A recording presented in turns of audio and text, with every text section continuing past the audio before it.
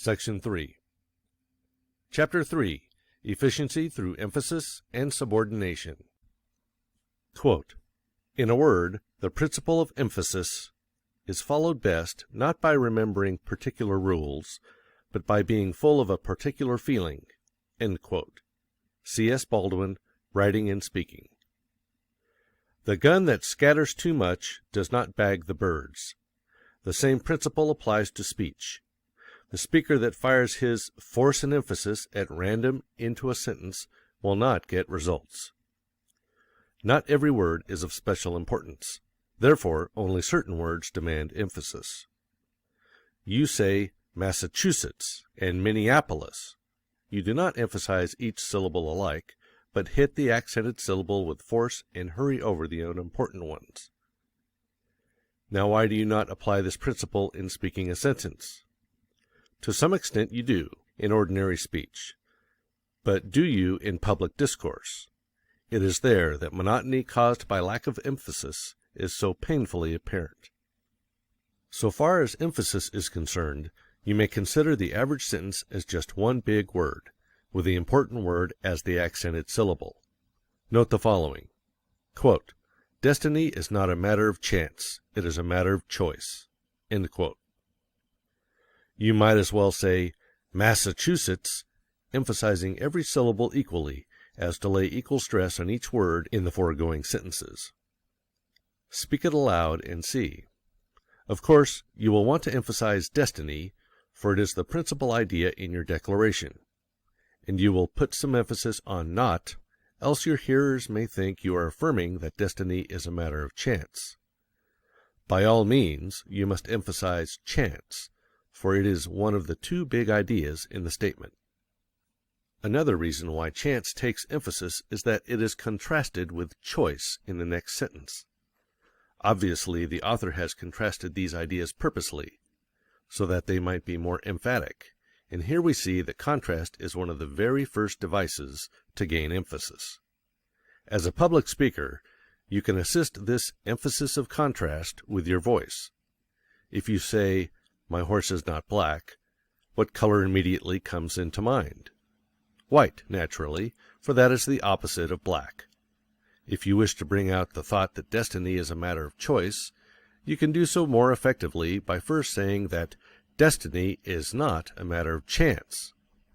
Is not the color of the horse impressed upon us more emphatically when you say, "My horse is not black, he is white," than it would be by hearing you assert merely that your horse is white? In the second sentence of the statement there is only one important word, choice. It is the one word that positively defines the quality of the subject being discussed, and the author of those lines desired to bring it out emphatically, as he has shown by contrasting it with another idea. These lines, then, would read like this: Destiny is not a matter of chance. It is a matter of choice. Now read this over, striking the words in capitals with a great deal of force.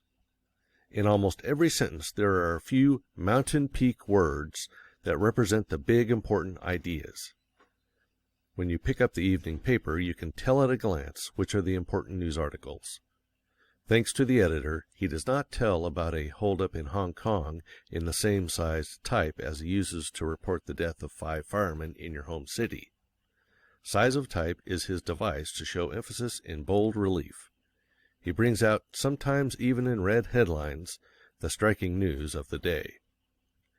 It would be a boon to speech-making if speakers would conserve the attention of their audiences in the same way, and emphasize only the words representing the important ideas. The average speaker will deliver the foregoing line on destiny with about the same amount of emphasis on each word. Instead of saying, "It is a matter of choice," he will deliver it, "It is a matter of choice," or "It is a matter of choice," both equally bad. Charles Dana, the famous editor of the New York Sun, told one of his reporters that if he went up the street and saw a dog bite a man, to pay no attention to it. The Sun could not afford to waste the time and attention of its readers on such unimportant happenings. "But," said Mr. Dana, "if you see a man bite a dog, hurry back to the office and write the story. Of course, that is news. That is unusual." Now the speaker who says, "It is a matter of choice," is putting too much emphasis upon things that are of no more importance to metropolitan readers than a dog bite. And when he fails to emphasize choice, he is like the reporter who passes up the man's biting a dog. The ideal speaker makes his big words stand out like mountain peaks. His unimportant words are submerged like stream beds. His big thoughts stand like huge oaks. His ideas of no especial value are merely like the grass around the tree. From all this we may deduce this important principle. Emphasis is a matter of contrast and comparison. Recently, the New York American featured an editorial by Arthur Brisbane. Note the following, printed in the same type as given here. We do not know what the president thought when he got that message, or what the elephant thinks when he sees the mouse, but we do know what the president did. The words thought and did immediately catch the reader's attention, because they are different from the others, not especially because they are larger. If all the rest of the words in this sentence were made 10 times as large as they are, and did and thought were kept at their present size, they would still be emphatic, because different. Take the following from Robert Chambers' novel, The Business of Life. The words you, had, would, are all emphatic because they have been made different. He looked at her in angry astonishment. Well, what do you call it if it isn't cowardice, to slink off and marry a defenseless girl like that? Did you expect me to give you a chance to destroy me and poison Jacqueline's mind? If I had been guilty of the thing with which you charge me, what I have done would have been cowardly. Otherwise, it is justified. A Fifth Avenue bus would attract attention up at Minisink Ford, New York, while one of the ox teams that frequently pass there would attract attention on Fifth Avenue.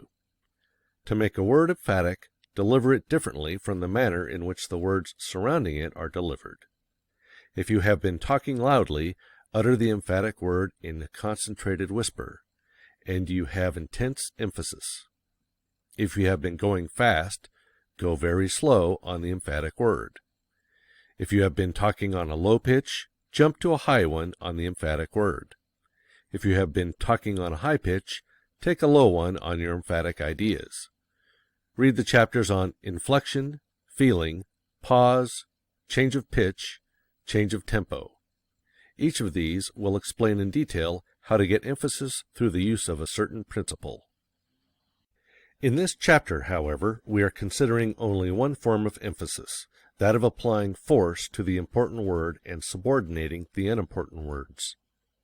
Do not forget, this is one of the main methods that you must continually employ in getting your effects. Let us not confound loudness with emphasis. To yell is not a sign of earnestness, intelligence, or feeling. The kind of force that we want applied to the emphatic word is not entirely physical. True, the emphatic word may be spoken more loudly, or it may be spoken more softly, but the real quality desired is intensity, earnestness. It must come from within, outward. Last night a speaker said, "The curse of this country is not a lack of education, it's politics." He emphasized curse, lack, education, politics. The other words were hurried over and thus given no comparative importance at all. The word politics was flamed out with great feeling as he slapped his hands together indignantly. His emphasis was both correct and powerful. He concentrated all our attention on the words that meant something, instead of holding it up on such words as of this, a, of, its. What would you think of a guide who agreed to show New York to a stranger and then took up his time by visiting Chinese laundries and boot-blacking parlors on the side streets? There is only one excuse for a speaker's asking the attention of his audience. He must have either truth or entertainment for them. If he wearies their attention with trifles, they will have neither vivacity nor desire left when he reaches words of Wall Street and skyscraper importance. You do not dwell on these small words in your everyday conversation, because you are not a conversational bore. Apply the correct method of everyday speech to the platform. As we have noted elsewhere, Public speaking is very much like conversation enlarged. Sometimes, for big emphasis, it is advisable to lay stress on every single syllable in a word, as absolutely in the following sentence. I absolutely refuse to grant your demand.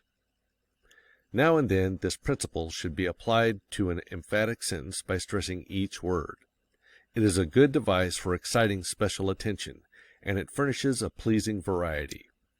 Patrick Henry's notable climax could be delivered in that manner very effectively. Give me liberty, or give me death.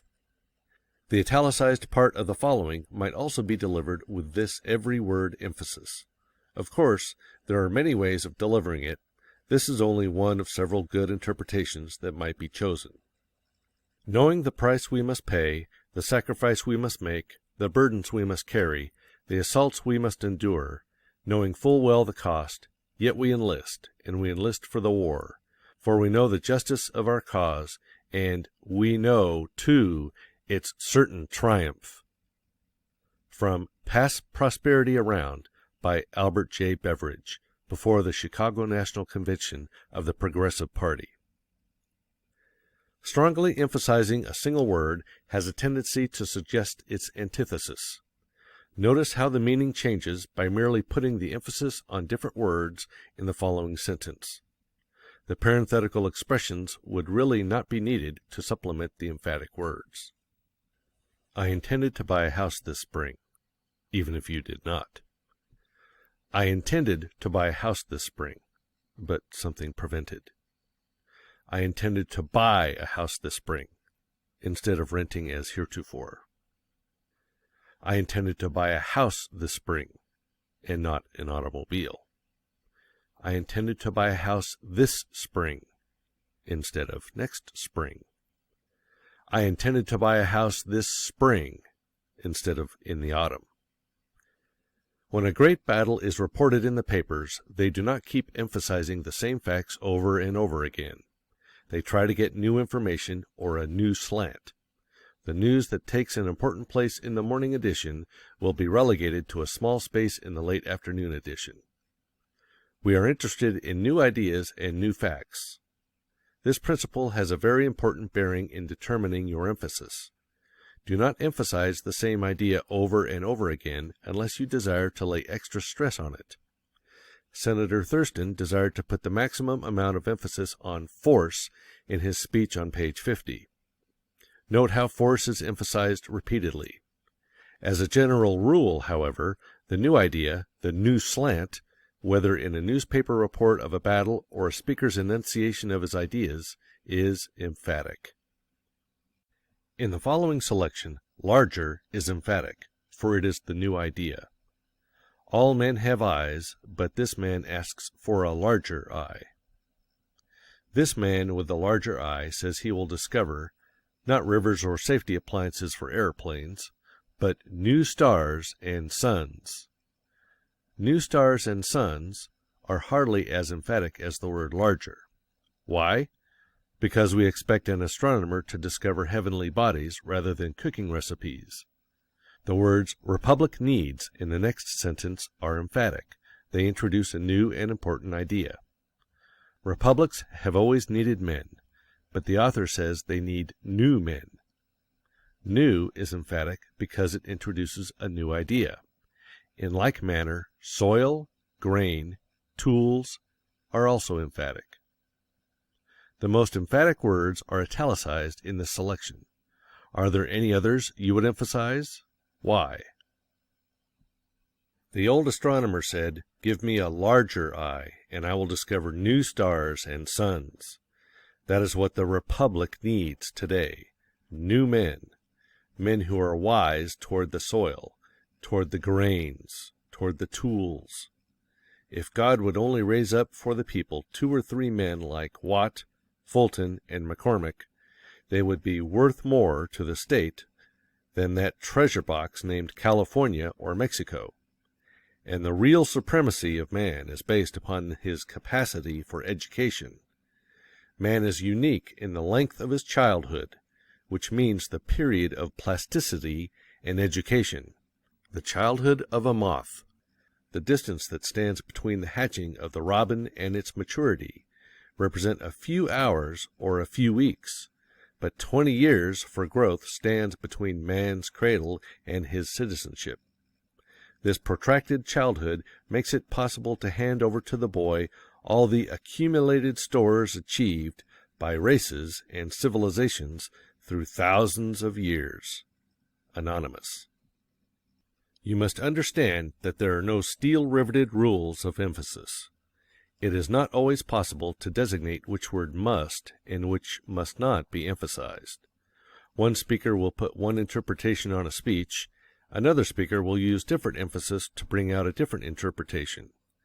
No one can say that one interpretation is right and the other wrong. This principle must be borne in mind in all our marked exercises. Here your own intelligence must guide, and greatly to your profit. Questions and exercises. 1. What is emphasis? 2. Describe one method of destroying monotony of thought presentation. 3. What relation does this have to the use of the voice? 4. Which words should be emphasized, which subordinated, in a sentence? 5. Read the selections on pages 50, 51, 52, 53, and 54, devoting special attention to emphasizing the important words or phrases and subordinating the unimportant ones. Read again, changing emphasis slightly. What is the effect? 6. Read some sentence repeatedly, emphasizing a different word each time, and show how the meaning is changed, as is done on page 22. 7. What is the effect of a lack of emphasis? 8. Read the selections on pages 30 and 48, emphasizing every word. What is the effect on the emphasis? 9. When is it permissible to emphasize every single word in a sentence? 10. Note the emphasis and subordination in some conversation or speech you have heard. Were they well made? Why? Can you suggest any improvement? 11. From a newspaper or a magazine, clip a report of an address or a biographical eulogy. Mark the passage for emphasis and bring it with you to class. 12. In the following passage, would you make any changes in the author's markings for emphasis? Where? Why? Bear in mind that not all words marked require the same degree of emphasis. In a wide variety of emphasis, and in nice shading of the gradations, lie the excellence of emphatic speech. I would call him Napoleon, but Napoleon made his way to empire over broken oaths and through a sea of blood. This man never broke his word.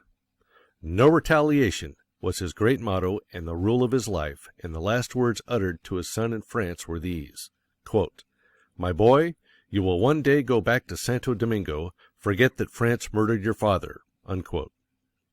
I would call him Cromwell, but Cromwell was only a soldier, and the state he founded went down with him into his grave. I would call him Washington, but the great Virginian held slaves. This man risked his empire rather than permit the slave trade in the humblest village of his dominions. You think me a fanatic tonight, for you read history, not with your eyes, but with your prejudices. But 50 years hence, when truth gets a hearing, the muse of history will put Phocion for the Greek, and Brutus for the Roman, Hampden for England, Lafayette for France. Choose Washington as the bright, consummate flower of our earlier civilization, and John Brown the ripe fruit of our noonday. Then, dipping her pen in the sunlight, will write in the clear blue above them all the name of the soldier, the statesman, the martyr, Toussaint Louverture. Wendell Phillips, Toussaint Louverture. Practice on the following selections for emphasis. Beecher's Abraham Lincoln, page 76. Lincoln's Gettysburg Speech, page 50. Seward's Irrepressible Conflict, page 67. And Bryan's Prince of Peace, page 448. End of section 3. Recording by Joe Mabry. at ievoice.com.